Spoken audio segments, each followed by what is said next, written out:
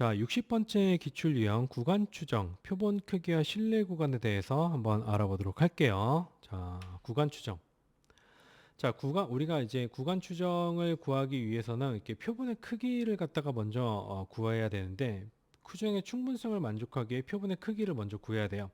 이제 표본 크기를 이제 구하는 거는, 그러니까 우리가 샘플을 모을 때 얼마나 모아야지 되는가라는 질문을 할 수 있거든요. 그러니까 그냥 일반적으로 뭐 100명 모은다, 200명 모은다, 뭐 이런 식으로 이야기를 할 수 있긴 한데, 그건 이제 그냥 통밥으로 경험적으로 이야기를 하는 거고, 실제로 통계적 과정에 의해서 어느 정도 표본을 구해야지 내 연구에 적합한가, 뭐 이런 것들을 우리가 계산을 할 수가 있어요. 자, 그래서 여기가 표본을 구할 때 모집단의 동질성, 모집단의 크기, 신뢰 수준, 표준 편차, 오차의 크기에 따라 표본의 크기가 이제 달라져요. 그러니까 어떤 집단을 모으느냐, 이런 모집단을 어떻게 정의하냐에 따라서 달라지긴 하는데, 이 표본의 크기를 구하기 위해서는 뭐가 필요하냐면은 여러분들이 암기, 모집단의 표준 편차에 대한 정보와 오차 한계의 값을 알아야 돼요.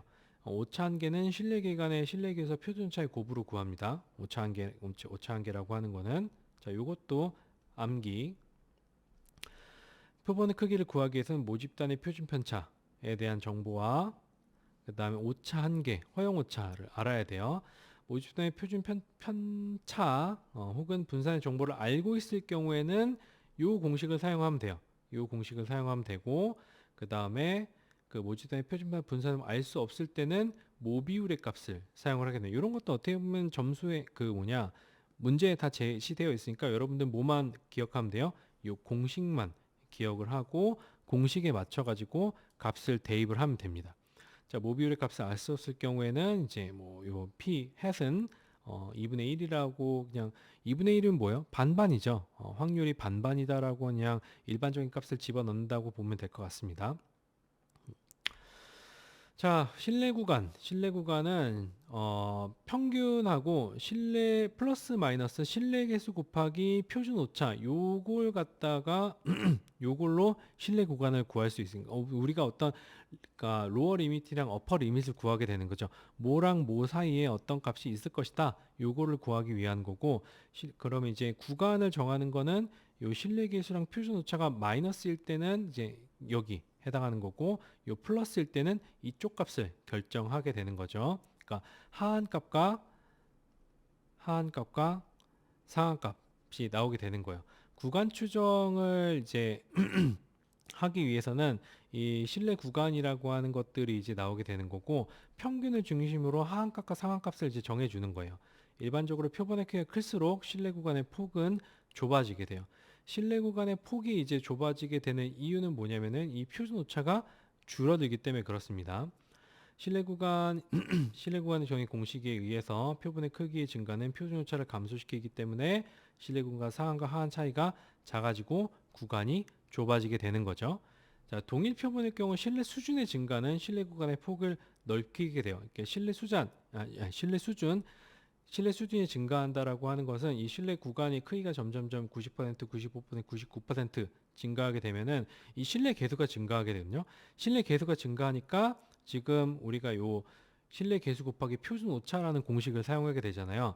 그러니까 표준 오차가 이제 뭐 동일하다고 했을 때 요 실내 개수가 점점 증가하니까 하한값과 상한값이 점점, 자, 6.6을 곱할 때랑 0.9를 곱할 때랑 2.5를 곱할 때랑 점점 이 구간이 점점 넓어지겠죠.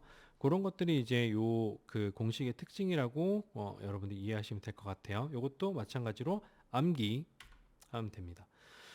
자, 계산 문제들을 한번 풀어보도록 할게요. A 약국의 드링키즈 판매량에 대한 표준 편차는 10으로 정규 분포를 이루어지는 거 알고 있다. 그럼 시그마는 10이에요.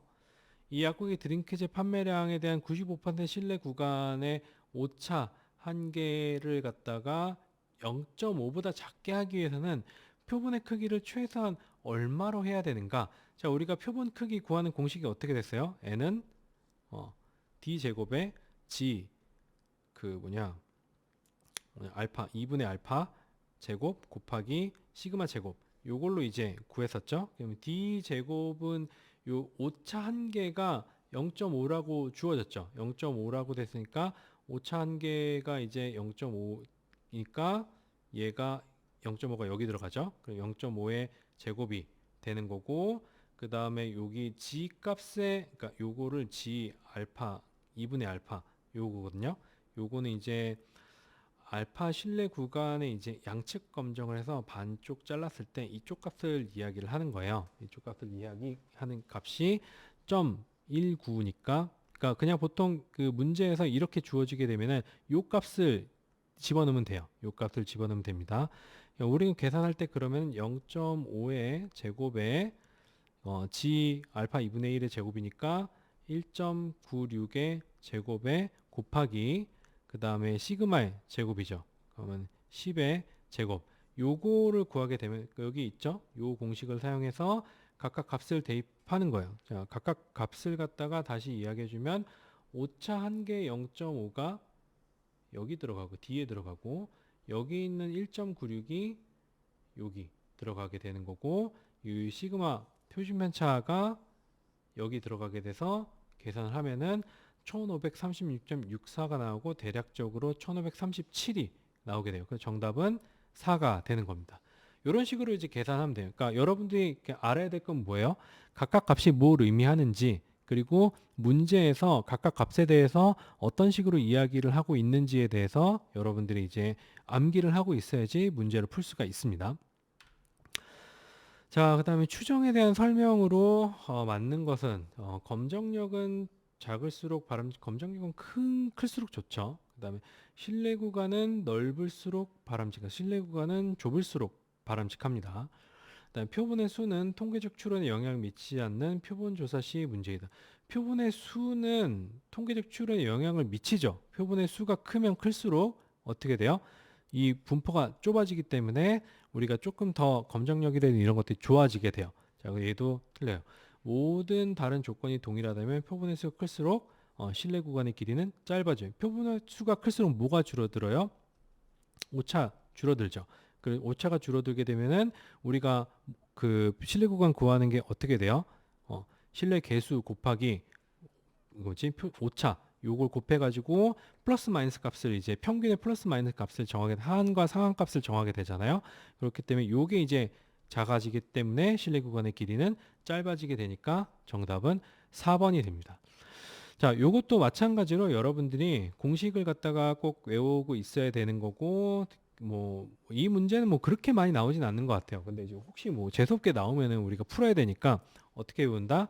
자, 요게 그 사례수 표본의 크기를 구하는 값은 요게 이제 허용 오차 한 개가 D예요.